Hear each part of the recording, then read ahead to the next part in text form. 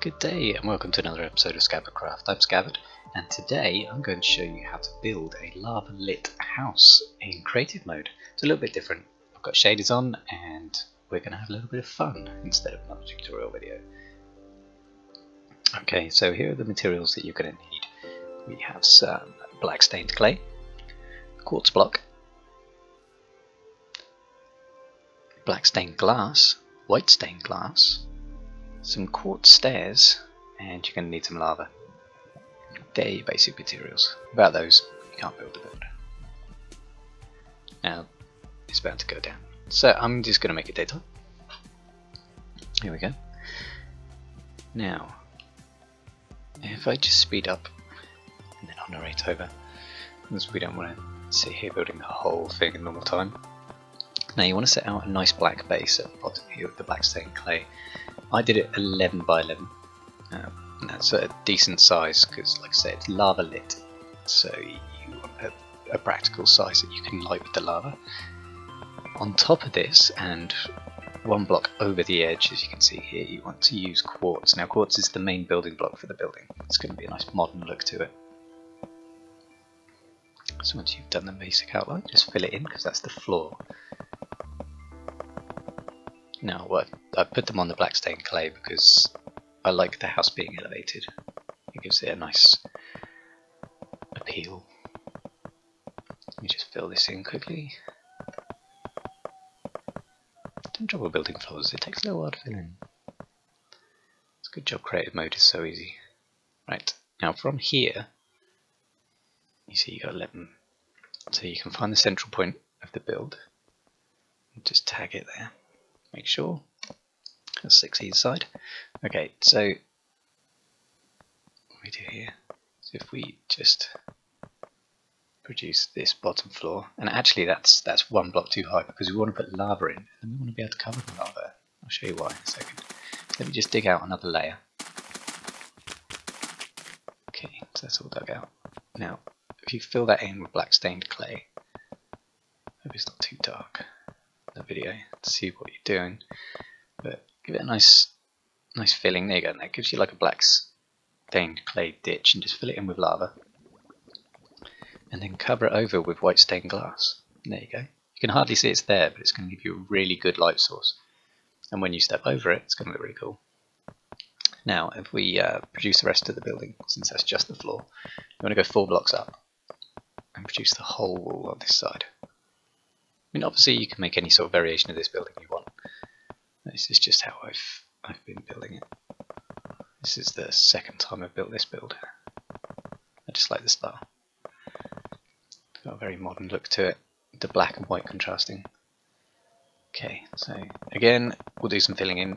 This takes a little while. Like I said earlier, I'm using shaders with this build because I just think if you're gonna have a really nice build, then you should be using shaders really for your single player game or multiplayer if that's what you want. Why not make the game look a bit better? There's so many different choices of shaders and texture packs now. You should be customizing the game to make it look a bit better for you. Obviously, you poor souls who are on Xbox and PlayStation, you don't get shader packs and stuff, but you know, it does make your build look better. It's just a shame not everyone could see it this way. But given that this is a lava lit house, the shaders just make everything look so much cooler at the end. So here I am now, I'm filling in the black stained glass, and this is actually the entirety of the outside wall. This is another one of those things that just gives it a really modern look. You can see in and out during the daytime, and the light passes through as well. So as you can see, it gives it a really good modern sort of platform, and the black glass is really modern as well. It looks really cool. I do say so myself. Now you do the same thing on top, but you can leave it single floor if you want, but I think it does help if you just give it the second floor. Again with some more filling in. Now it's totally possible to build this in survival mode, but I think you're going to have trouble finding this much quartz. you're going to spend a long time in the nether. Unfortunately, that's where most of the really good looking blocks come from, is from the nether. It's got glowstone, nether fence, which is the darkest defense, and the quartz blocks, which is just the perfect white material. It's really good for that. These modern builds kind of need it. If you build out a wall, then you've got a good chance of it burning down, which is terrible, obviously. Okay, it's just as the sun's going down. Just find the central spot again and put in some glass at the top, because the light's going to be on the top on this floor.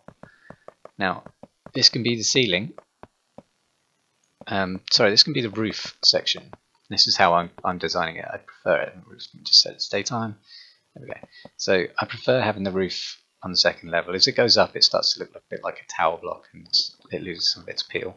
So again, with the black stained clay, produce a base, fill over the top with some white stained glass, and that has the benefit of lighting the roof and the floor below.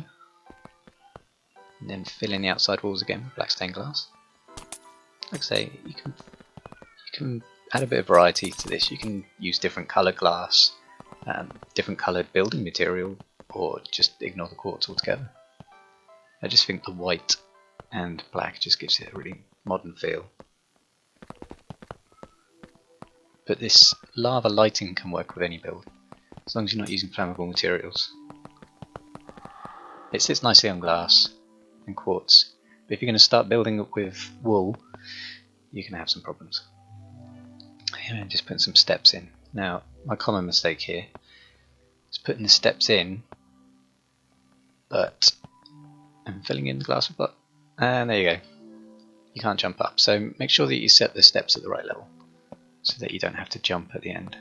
Just fill in the bottom with black glass, it just makes it look a bit more integrated. And you can do the same on this side as well. So again, put steps in, and then from there you can easily use the side wall to just produce good, decent steps. You want to be able to get up and down very easily. And here we go on the roof. So that's the 2 floors done. Decorate them in any way that you want. Ooh, bit of a mistake there. There you go. So with that, there you go. You got your filling on the outside, and that just gives it a really good look, and just allows you to see out as well, which is nice. Now, very carefully, you can break a block and fill it before any lava pours out, and that will allow you to light some of the flooring around the base, because with the light so high, you may not even see it. There we go. And those little windows allow you to see some lava, which is pretty, but it also lights the floors. So now you've got your very basic build, and you can decorate this in any way you want. So little flower pots around the outside, add some carpet and so forth. Put some steps in. I prefer to put the steps actually inside the block, so I'm going to do that now. There we go. But that's fine. Now, I like a bit of underfloor lighting on the outside, because there's no point in adding this seamlessly lit build and then covering the outside in torches. That doesn't really go well with the build. It kind of ruins the appeal, the aesthetic of it. So what I'm going to do is I'm going to make a black stained clay trench around the outside. This can take a little bit of time, but you know, you don't have to be as thorough. You don't have to clear all of this dirt out. See, up to this level you do, because that's likely where your glass is going to be. So you're not going to be covering up that dirt, but in this part of the trench it's going to be covered with lava. So you don't need to worry about the outside dirt. You can do if you wish, if you're worried about anything. So you can fill it all in with black stained clay.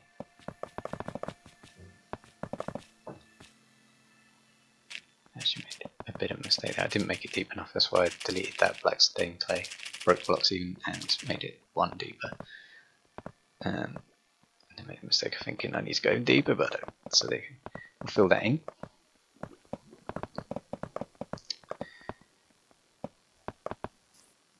This trench may seem like a bit of hard work, but actually, once it's done, it gives a really great lighting effect to the outside of the house without the need for unnecessary torches. If you light the outside of the house with torches, it's just going to ruin the whole effect of having that seamless lava lamp in every room. So once we start getting that filled in, there we go. Now, I've blocked myself in, so just dig myself back out. Now what you do here is, I prefer to put lava on every block. Since you're in creative mode, there's no reason not to. Now, the worst thing is when you fill in a big lava trench like this and then 2 or 3 of the blocks start flowing because you didn't put it in every block.